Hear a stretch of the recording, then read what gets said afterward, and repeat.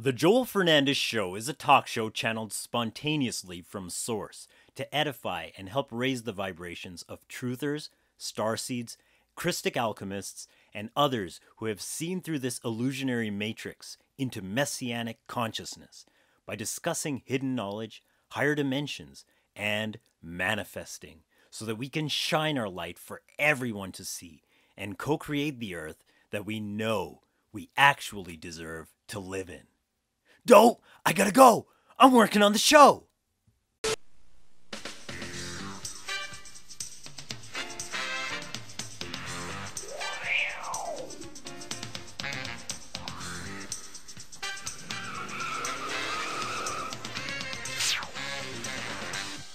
Welcome everybody to the Joel Fernandez Show! I'm Joel Fernandez. We're gonna need this. Turn off our remote control heater because, well, you know what, Calgary got really cold. We had like days where it was like plus 10, plus 15, and then all of a sudden, boom, minus 24. That's Calgary, but it's only gonna last till the end of the week anyway, so. That seems pretty senseless, but whatever. So, where do I begin? Well, busy. I'm recording this at 1 o'clock in the morning. That's how busy I've been. But it's great.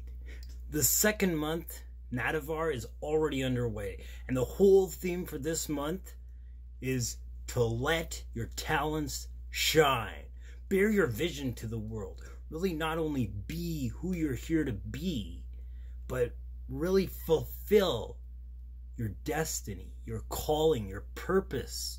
Whatever you know that it is, you know, because we don't know 100% where we're ending up, how our journey is going to develop us into the people we are here to be, to grow and develop into when we finish this experience. But where you are right now, you have talents, you have skills. You got skills. You have a vision, and even if you don't know like what the final product is gonna look like, you know, what am I doing for this month? Man, I'm writing musical pieces every single day, one little one, just enough to fit on a page, you know, because I could really get going. And like, that's not the only thing I'm doing, guys. You already know that I practice 40 hours every day anyway. So on top of that, I'm chilling, or rather roaring, with other lions. Nobody's dying! Look at these statistics! We will be free, Canada! We will be free! Your own eyes will tell you! I'm working with them to not only build communities, but heck, I'm building communities on my own. Like, if you're not part of the Discord chat, like, what are you doing? Like, I'm talking about everything I talk about on this channel and more. The Joel Fernandez shows, the reasoning sessions, manifesting, all of it. Esoteric natures of the plants, of crystals, the calendar, it's all there. And we talk a lot about hidden technology and how to reclaim that. And I'm putting together projects. Guys, I'm actually working on rebuilding some of this technology right now. I actually got the prototype right here on my desk, but I can't reveal that yet because it doesn't look very good. Let's just say that. But the drawings are all done. Everything's set up. This literally came as a download to me. And sources like, man, what were you guys doing all this time? Like, everybody had the ability to research this kind of stuff and learn how etheric electromagnetism works and how to apply it, you know? Everybody had that opportunity, but did we need to? I mean, you know, you just flick a switch and your light comes on. Man, there's electricity. Like, why do we need to figure out free energy, right? And of course, if you did, like, you'd have a really hard time marketing that because of the old world is crumbling, though, because I just got back from the cave and I got a hold of some really powerful stuff. really all the people that I'm hanging out with are actually moving forward, creating the new world. You know, they're not going at, even Arthur, he's not going to court and fighting the thing. He's taken them to court. We flip the tables and we actually create the paradigm rather than protecting the paradigm from oncoming invasion from the manipulators. And I'm not even going to bother listing it all like I used to, because we have crossed a threshold. And literally the time is now. The time is now. If you want to grow, if you want to tap into more creativity, and not just creativity, but the expression of that creativity, now's the time to do it. Now's the time. And this month in particular, I dedicate myself to create something every day for 30 days, or, well, now it's 24, but I do it for 30. I go the full 30 in the end, because at the end of the day, you just look back and you're like, wow, you know? It's like Inktober. It's like the artist challenge where you draw every single day an ink piece. I've never done that, but I've done plenty of other artworks for a whole month, every single day. And back when I was, yeah, I drew some pictures, but you still get better at drawing. You still get better at whatever you're doing, and that's a talent that you can take with you, you know, whether you're using it for the good side or the bad side. You know, guys, I've made my mistakes in the past. Let me say that. I admit to it. You know, I'm not better than anybody. Everybody has talents. Everybody has skills. You know, why are you listening to me and not doing it? You know, it's really, there's so much power in each of us. There's literally enough power in a single individual to bring about the entire kingdom of heaven. Are we tapped in that profoundly? Anyway, talking about manifesting and working on these projects. One of these projects that I'm working on, it started out as a novel back when I was in high school. I'm just like, I'm gonna write a novel. And then this story got so developed and I created this world, and then all of a sudden I realized that the world that I had created in that book was actually a mirror of this world, but I could say things about this world that I couldn't about this world. You know, should I write a book about history or whatever? And I can bring that into the other world that I created for the novel. And as I tell those events or concepts or ideas or certain kingdoms of people and whatever I decide to put in that book, you know what? It doesn't really matter. And that's kind of like what Alice in Wonderland really is. It's so much more than just silly stories. It's explaining things that he couldn't say otherwise. The Wizard of Oz, right? You got the Scarecrow, which is the straw man. You got the Tin Man, which is the tax identification number. All of these are legal fictions, and they are used to enslave us. And the only way to take that back is to reclaim our sovereignty, own the straw man, and all of that stuff. I could go into detail about that, but we might have a workshop on that. I'm doing a workshop, by the way, on manifesting. If you guys have questions, we can have a discussion, because literally this is the skill that we need to master. This is the one thing that is, you know, assumed, and by word of mouth it's propagated that it's impossible. But now it's coming back. People are saying that, you know, we do have control over our environment. We do have control over the trajectory of our lives based on the inner work. Like, what are our choices? What are we thinking? All of that ends up stacking on itself to create what we experience as reality. Certain choices get us to certain places, And then from those places, we do other things and then meet other people that get us to other places. They all compound on itself. But you know what? I shouldn't discredit what happened last year, because I was growing as well, spitting out reasoning sessions pretty much every day. In fact, I think I was making videos every single day with the Joel Fernandez show, and for a time, yeah, I was, because I was uploading the live streams on Saturday. But things are getting really different. Things are accelerating. They've reached a tipping point. And if you haven't heard of what's going on here in Canada, well, it's picking up. It's like a domino effect. It would be one thing if we're just dealing with Canada, but the whole world's getting involved. And somewhere, this is like a tinderbox.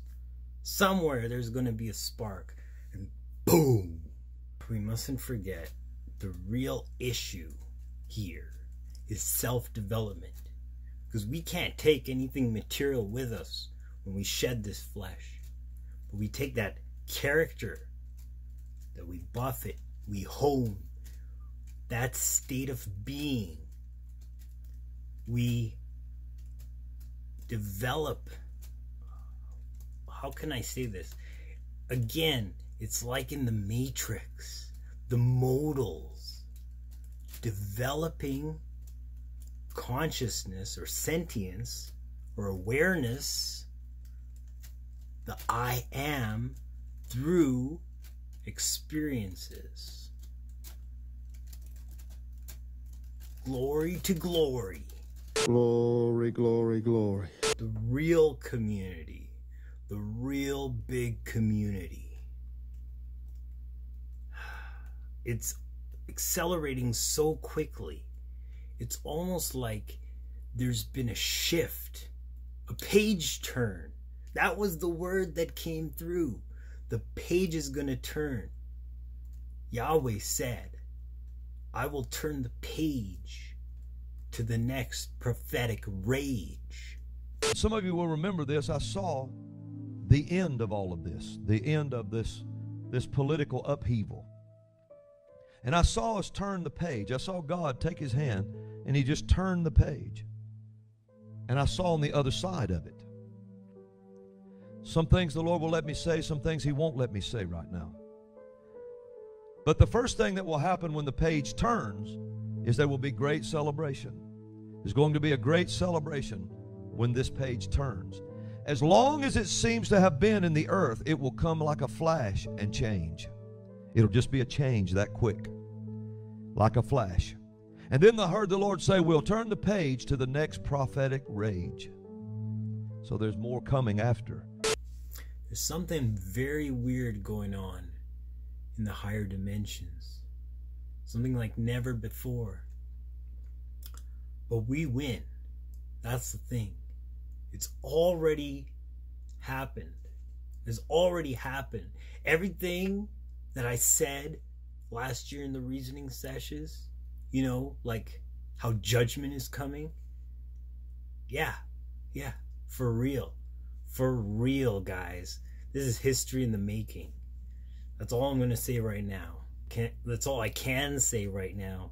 You know, it was like that time, I had Remembrance Day when I had that vision and I saw the army. I was in the army.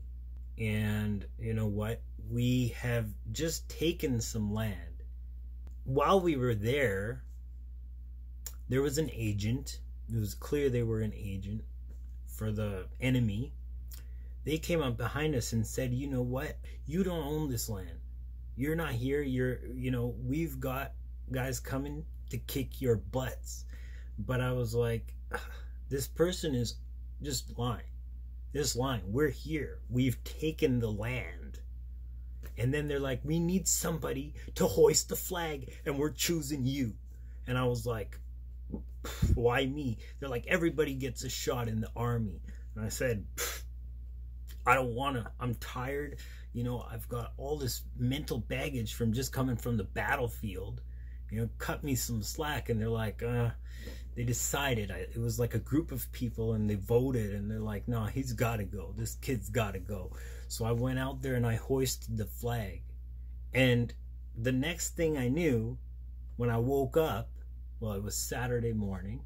So we go to the cave on Saturday morning, and we walk in the door and up the steps, and there was the worship team in full camel gear.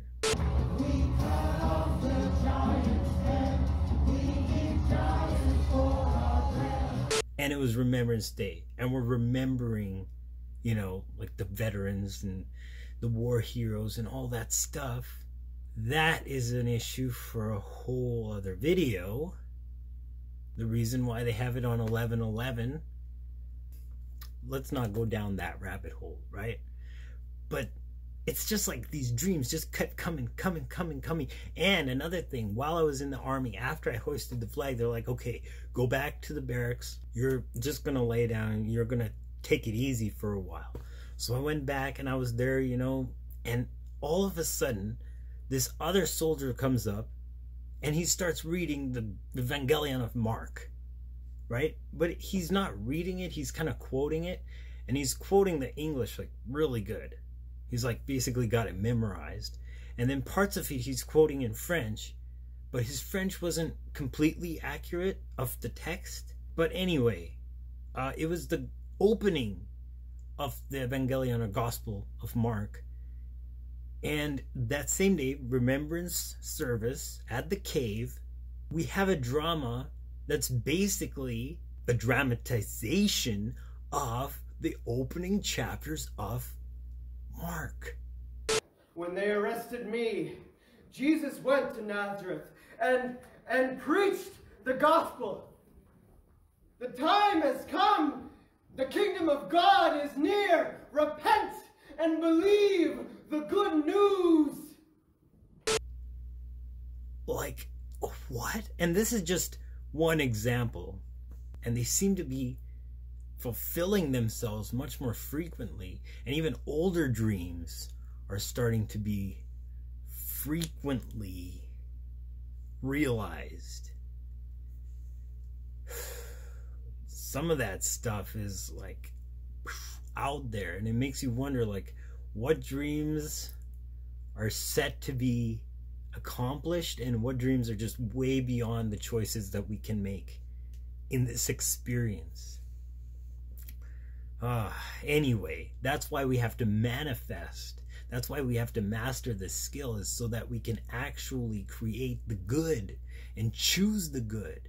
Steer that character inside of us, that we can move it in a way that we actually prefer, rather than, you know, succumbing to the same old cycles and patterns that keep us bogged down and enslaved, manipulated, fearful. There I go listing them all.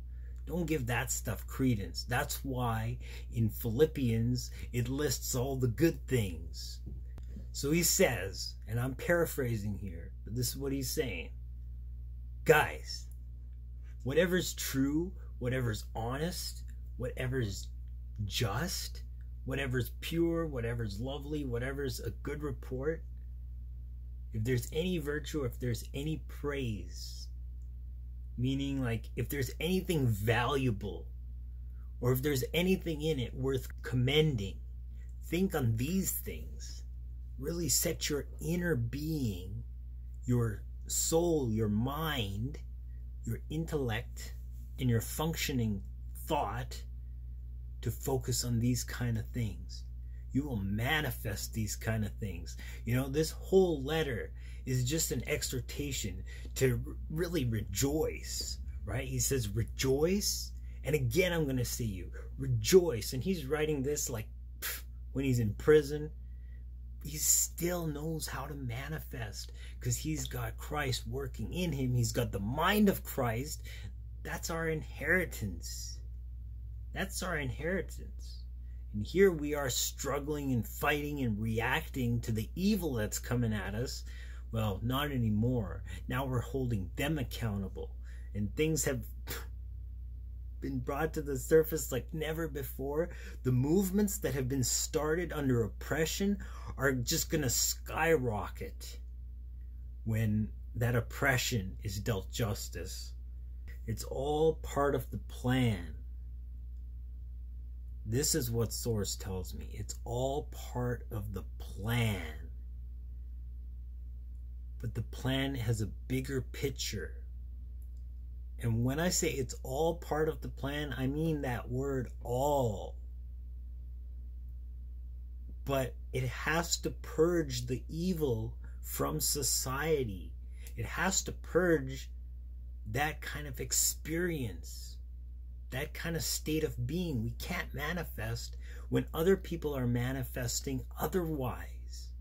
They will be removed from our experience.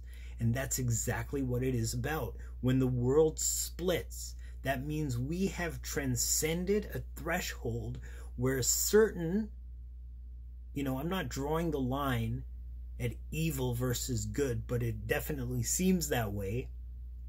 I don't know how much corruption is on the other side of this barrier, but I do know that in this state, all the corruption that's being exposed is going to be dealt a horrific blow, and it's going to split. It's like, sorry for using this symbol to describe the world, but it's like the world is here and then it just, like a cell splitting. Point is that as reality separates, there are those of us that have set ourselves on this side of the fence. We're just going to accelerate. During this time of, like this, we're still seeing the other side. And that can be disturbing. That can be upsetting. But at the same time, it's separating itself from us and our world. Eventually, we'll have new memories. We'll have new systems come into place that are our systems that deal with the same thing that, we're coming out of. Like, for example, at the cave, we had a guest talking today about health centers, wellness centers, for all the people that have lost their jobs over their choice and just want to help people. Like now, this side, our side, it's the side of truth. It's the side of the people that are integral. And now we have them. We actually have them all singled out because of this. Good things are coming. Good things. And like I said, they're coming, but they're already here, and new good things are coming because it's just an acceleration process. Guys, I hope you who have been with this channel a while have been doing the inner work, really putting, even a little bit. It doesn't take a whole lot, even just 5 minutes.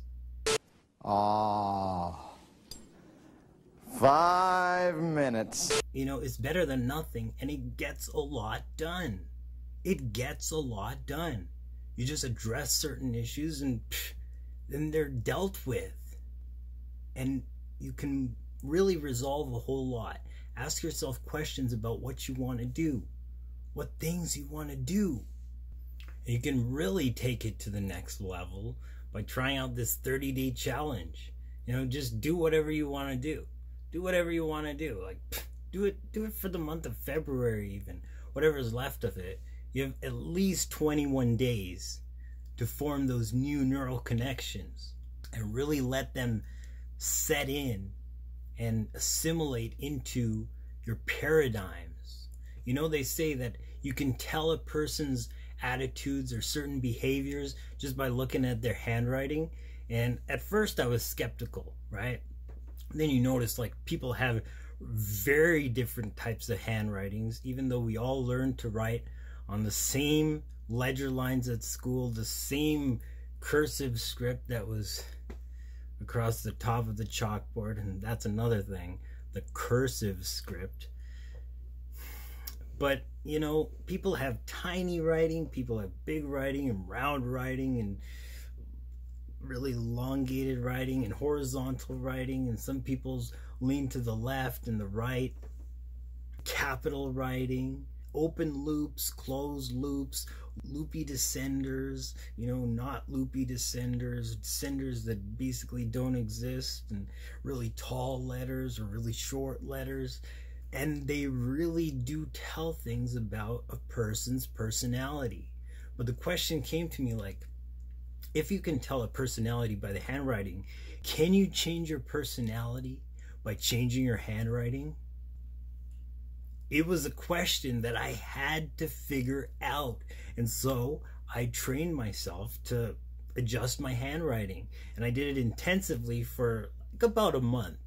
This was like way back when. I think I was just coming out of college, but I was doing this real reprogramming of my mind because everything that I've thought to believe was false, or at least my world paradigm around those ideas was false, and I had to reinterpret all of that.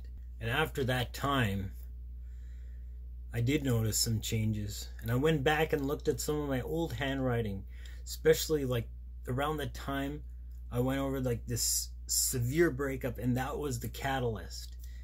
But right before that, I looked at my handwriting before all of that happened, before I had woken up, before I had really transcended, and I was still living in these very egotistical paradigms, to be honest. And I looked at my handwriting, and man, it showed. It showed. And I still have all my notes on that very letter I analyzed. Here are my notes from, like, what was it, 2008 or something? I have like almost 24 pages here, and they're all notes on like handwriting, just different things, see how different letters are formed and all of that. Crazy, but I'm no skeptic anymore. And all of these ways are actually things that we can actually hack and create techniques where we can actually change ourselves to be more of who we want to be, or what we want to tap into, what we want to grow in. What kind of experiences do we want to have? And this is all there for us. And it's like me now. I manifested music, and I just can't seem to put it down. And yeah, now it's like one a day. And it's almost too easy, But of course, I'm doing other music stuff, and I'm not stopping there. And obviously I'm not stopping, but that's not even me doing it. Like, I'm being asked to use my music for different things by people and by source. And it's just accelerating to a point where I just can't ignore being more of what I need to be and do. You be by doing. It's the action, but you don't force action when you manifest. The action just naturally just becomes you. It just naturally is. And you just put everything that you are towards that. Because that's like your heart, that's your passion. Because you manifested it. It became your passion.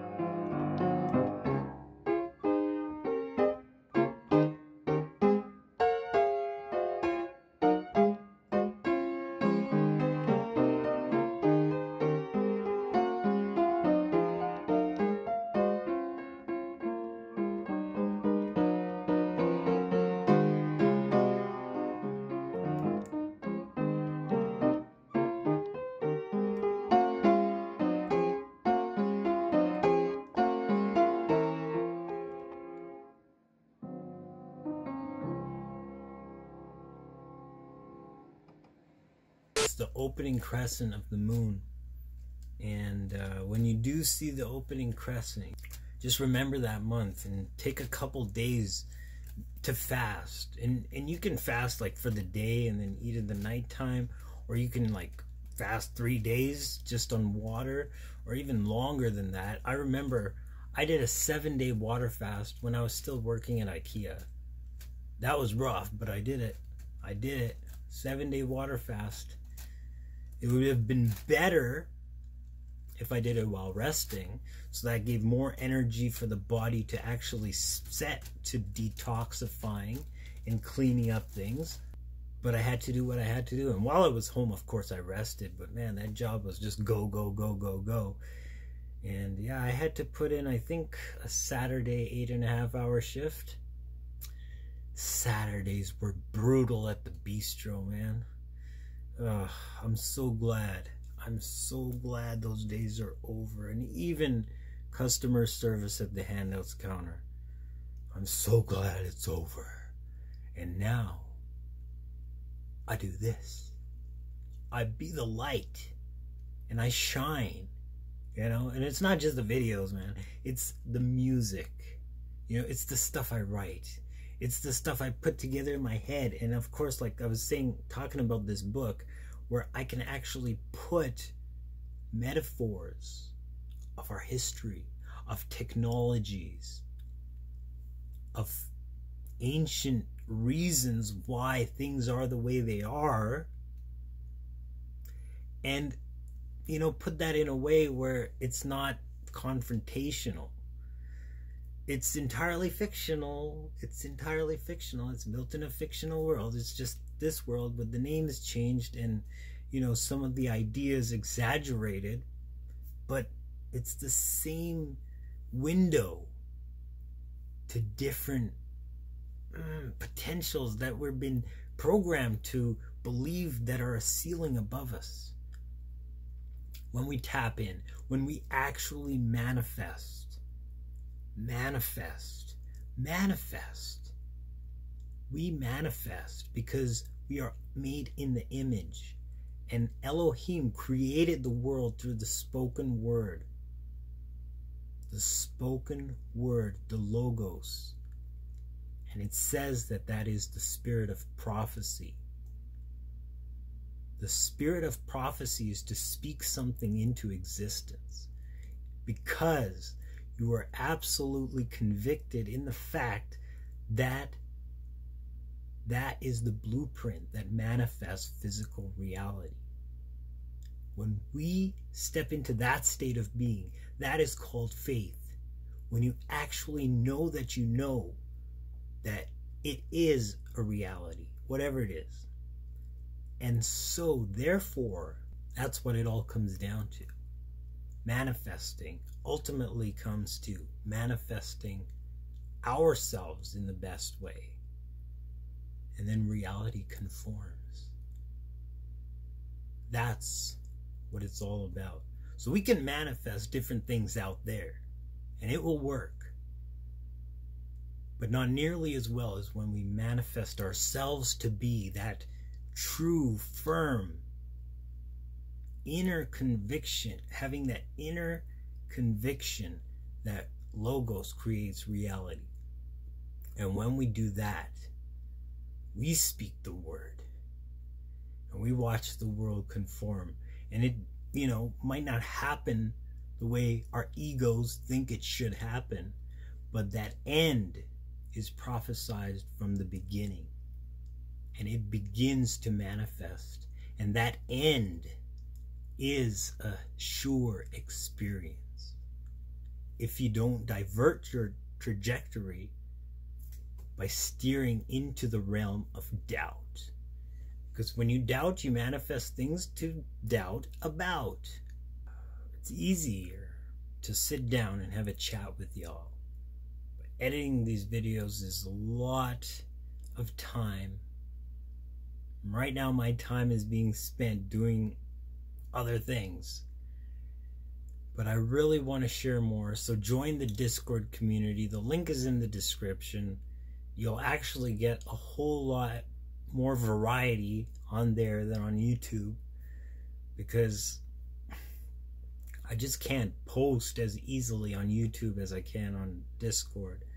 And check out the Telegram feed too. Talking about this book, like one of the greatest inspirational things that have got me to transcend the idea of just writing a novel, instead making like an encyclopedia almost, where you open it and you're reading an encyclopedia, but it's an encyclopedia from another world, but it's this world with different names and such, but it's different. It's still different. And I think that inspiration came from the Codex Serafianus, where if you know what that is, it's a bunch of drawings that this Italian architect slash creative genius really put together, and he wrote it in a language that like nobody knows what it is. Like they've tried to decipher it too, but they just can't figure it out because it's just like, what? And the drawings are even more like, when you look at them, they're really crazy. Luigi Serafini. And right on the front cover, you have this like machine that's creating a rainbow. You have like these creatures that just can't really be identified at all. They're just like, what? And my book isn't going to be like this. It's not going to be crazy out there. It's just going to be paralleled. Everything's going to be paralleled, and some things might be weirder than others, but it's not going to be this weird. This is weird to like the nth degree. Some of this stuff, you know, is necessary, but like I think pretty much everything in this book is meant to be weird. I really think so. I really think so. Like scissor plants, right? Everything in this book is meant to be weird. Like there's so much, and it describes things. Like it's the weird thing. Like maybe you wonder, like maybe did he channel this book, or like where did it come from? It's amazing that he actually did this. And you have like these creatures that come out of the rainbow. It's weird creatures and weird concepts. Like look at these ladybugs crawling out of, what is that? And it grows on trees. I'm just absolutely perplexed by this book. There's just so much in here. But like this is the kind of stuff that just happens. It's just like inspiration hits and boom, something just manifests out of me. I don't even try to stop it. And all of a sudden, like the 30-day challenge, guys, the first time I did it, I did do logo design like on and off for a while, and I just kind of made my own logos, like fictional companies, you know, just not for practice particularly, though I got practice out of it. It was just more to be creative, and that's what I was doing at the time, was making business cards. So I was like, why not make some business cards for some funny companies? So I did that for a while, and then I don't know where I heard, I think it was Inktober. Someone mentioned Inktober, and I was like, yeah, I heard about that. I've never done it before. I used to ink a lot, and calligraphy and ink drawings. I even made a Japanese book, like bound it and everything, and did the watercolors and wrote it in the script form. And man, I was doing this a long time ago.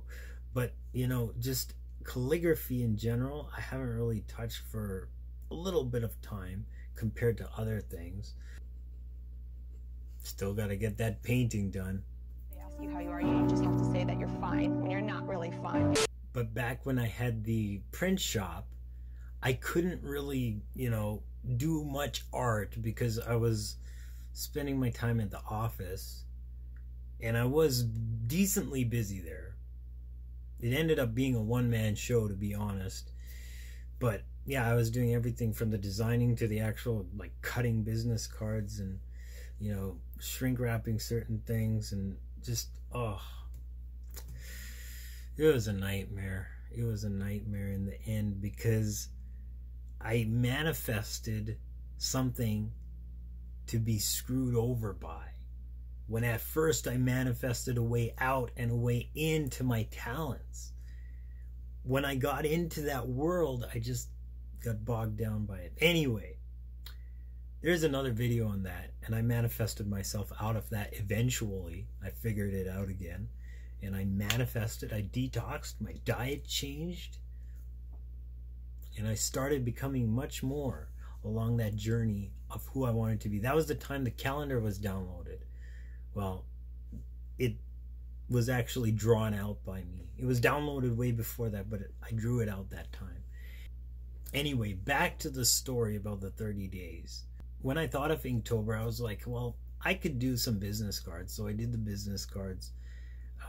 I did the wedding invitations. I don't remember which one comes first. Now it seems I just threw together a bunch of business cards and then supplemented that month with the rest of the 30. And then when the next month came along, I spent that doing the wedding invitations. That's the order in which things happen. It wasn't the other way around. But when I was doing that, it was just like, you know, it's small enough for you to accomplish easily in the space of a day. You don't need to budget crazy time in order to accomplish it.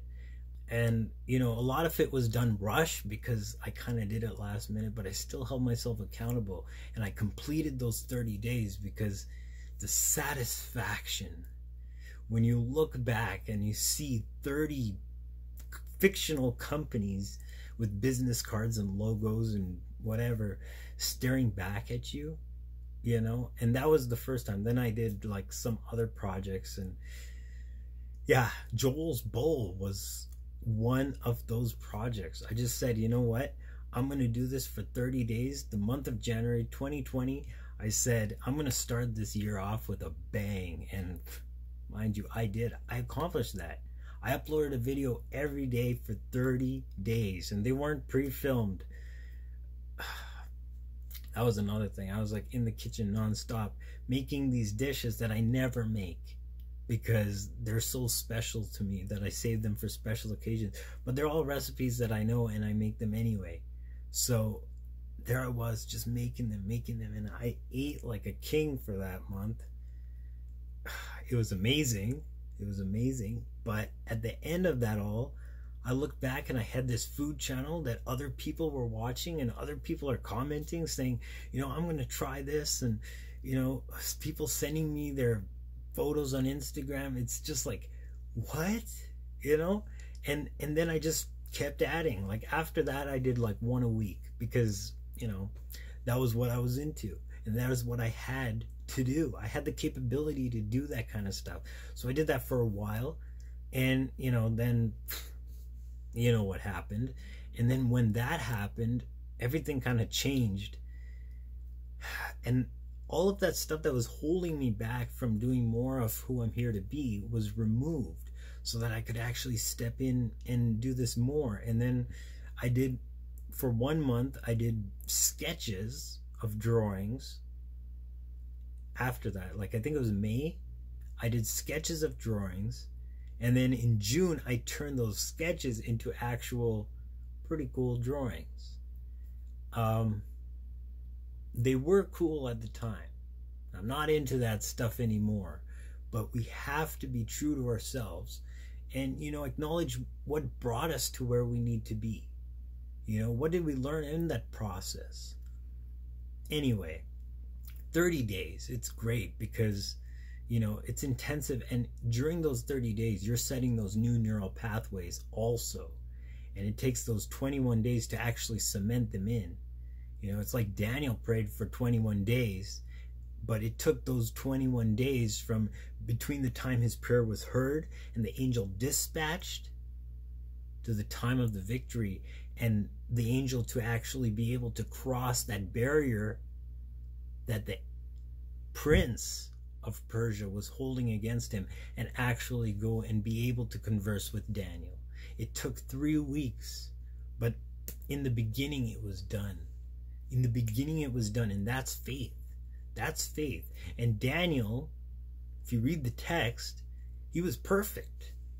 And yet he prayed for the rest of his people who were, you know, let's say not quite like him. But he was the one to actually say, look, we have transgressed the law.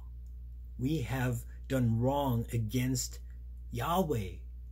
Cyclical justice is bound to come back, whether it be good or whether it be not so good. So he said, you know, our time is up. We've served our penalty. Let's do this. And right after that, things changed. And they were sent back. They were sent back, and this whole kingdom came back. And out of all of that, guess what? We were in exile, but we are sent back. We go into the enemy's camp and take back what he stole. Well, I went to the enemy's camp and I took back what he stole from me. I took back what he stole from me. I took back what he stole from me. I went to the enemy's camp and I took back what he stole from me. He's under my feet. He's under my feet. He's under my feet. He's under my feet. He's under my feet. He's under my feet. Come on, say it. Satan is under my feet. Boom, boom, boom. I used to sing that song back when I was like just a little kid. And like late on Saturday nights, we'd go to this meeting. And yeah, we'd sing like the most fringe songs ever. But guys, in those meetings, like crazy stuff would happen. Everything from prophecy to deliverance. Good times, good times. Now, back to the topic of 30 days. I just, you know, can't stop talking about it because that satisfaction at the end, guys, if you experience it, you'll know what I'm talking about. You'll know what I'm talking about. We have the potential to actually manifest huge things. Huge things. And like, I don't know where I'm going to be at the end of these 30 days. Like, it's going to be February 22nd when the 30 days are done. But like, what will I have to show for it? What will I have to show for it? And actually, Nehusta, which is the second month, ends on February 14th. That's the last day of Nehusta. So, like, I could do this just for, like, what, 23 days? I think Nehusta has. But it's not necessary to stop whenever you want to stop. But a month is good. A month is good. More or less those 30 days. Make it a lunar month if you want. We're in the new lunar year. Gongxifatai. Oh, hello, Tiger Mom. Happy Lunar New Year. Oh, hello. 新年快乐，恭喜发财. Here, for you. Oh, wealth. Thank you. And literally, we have the ability to manifest a new year. It's like every new year. If you count it, you know, you have New Year's, the winter solstice, you have them at the vernal equinox, at the autumnal equinox. I haven't really found any that are at the summer solstice, but hey, maybe. But the thing is, like, how do you look at the moon and calculate the time of the moon, right? You count it from new moon to new moon. It's really weird if you count it from first quarter, you know, then to the full moon, then the last quarter, and then the new moon to the first quarter, and then you're like, new time. It makes more sense to count it from the new moon, right?